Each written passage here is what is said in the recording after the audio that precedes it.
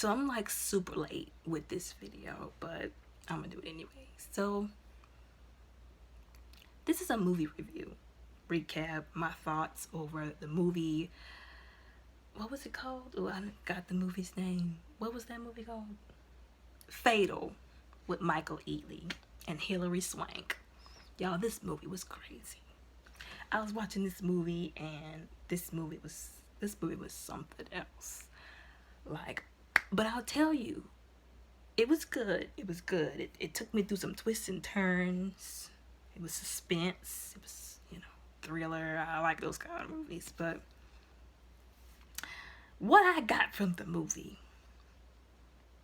was something that I kind of already knew, but maybe somebody else doesn't know. Number one, when in Vegas, don't sleep with anybody, especially if you don't know them. Like, I feel like us going places like the bar, anywhere, and seeing somebody attractive and going back to their hotel room or their house, or us bringing them to our house or our hotel room and having sex with them, that needs that whole little idea, it needs to be killed. Like, we need to stop normalizing that. Because somebody, well, you know what I'm saying, somebody, there have been people who have come up missing like that. You go into this woman's house, well, her apartment. Like, he went to her apartment. And then, first of all, his best friend, his backstabbing best friend, bad communication, no loyalty having best friend was trying to convince him to cheat on his wife. He was trying so hard. And I'm like, bro, you don't see this? Do you not see this? If I'm in a relationship with somebody and my best friend or business partner, whoever you want to call it, is trying that hard to get me to commit adultery, I'm going to start questioning them. I'm going to say, you must have cameras hidden in your clothes somewhere so you could catch me in the act and go back to my husband and snitch on me and get me messed up. That was just too suspicious. He was too trusting of his best friend. But whatever. So he meets this woman and they hit it off. Of course they were drunk. He was upset because his wife was just, the friction in their marriage. He was trying to hold it together and she was not having it at all. She was so detached. And I was already suspicious of her at the beginning. I was like, she messing around on him. He goes back to the room and he sleeps with her. In my mind, I'm like, what if she was a serial killer? What if she was one of those crazy women that like to invite men back to her room, have sex with them, and then strangle them, or poison their drink, or slit their throat, or shoot them, or shank them? You don't even know. You just go into her room to sleep with her. There you are in her room. She could have been a serial murderer, and you would have been murdered in her bed. Anyways. Let me not forget about her talking about your phone is in the safe and I'm not going to let you leave until you do it again. First of all, that's technically coercion, which is technically illegal. Taboo. Okay. And double standard. That was horrible. Watching that, I was like, she needs to be in prison. Because that's coercion. That's sexual coercion. And if the roles were reversed, if there was a woman talking about I need my phone back because I got to go back to work. I got to go back home. The whole internet would be up in flames. Talking about he coerced her to have sex with him to get her phone back. I was like, this is a hot mess. That was one of the things that bothered me the most. Him sleeping with her and not knowing her. And I get it that that's a normal thing, but again, we need to unnormalize that because that's dangerous. Like, I'm not bashing nobody, so don't none of y'all getting y'all feelings. We need to unnormalize that because that is very dangerous.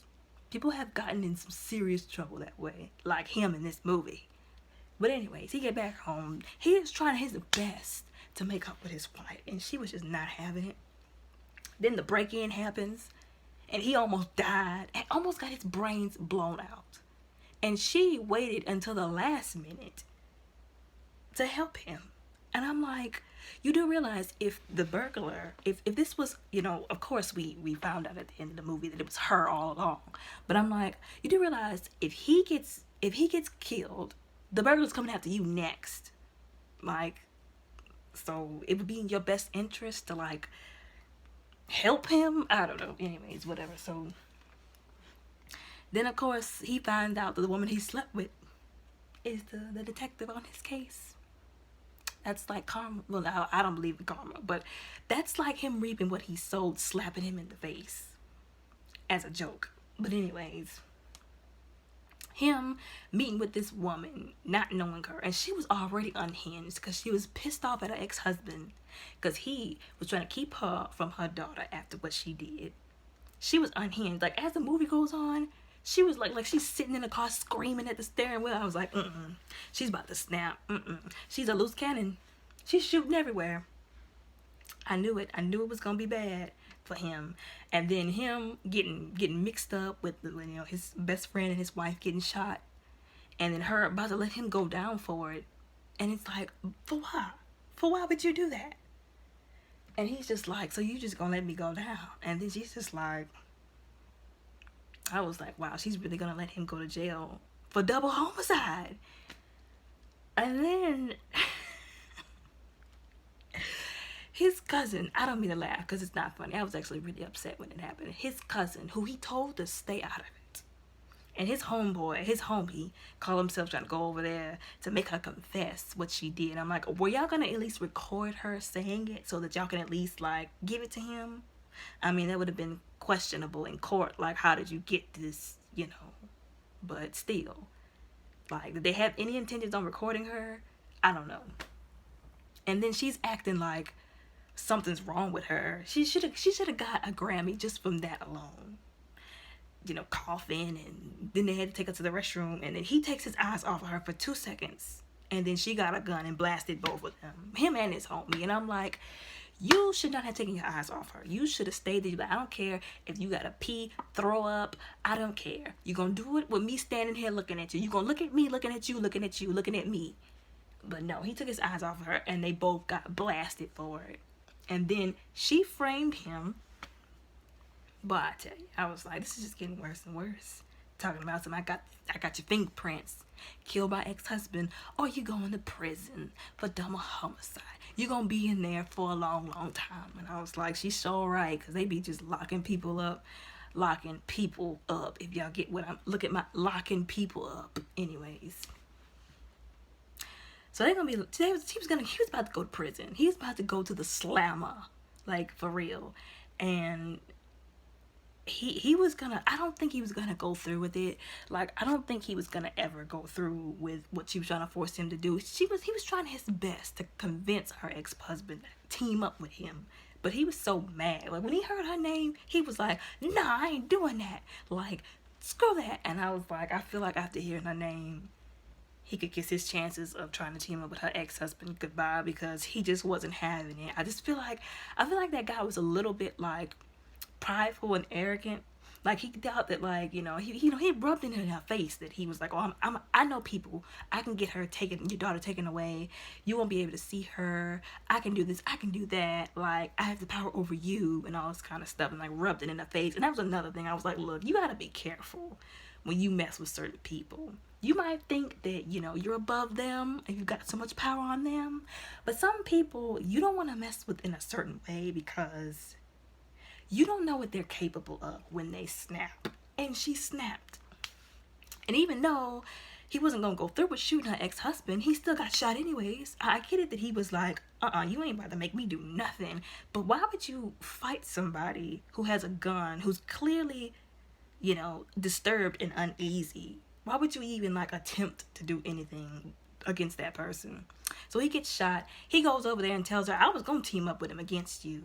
And then she gets mad because he basically said the truth, which was that her daughter deserved better. And they started scuffling.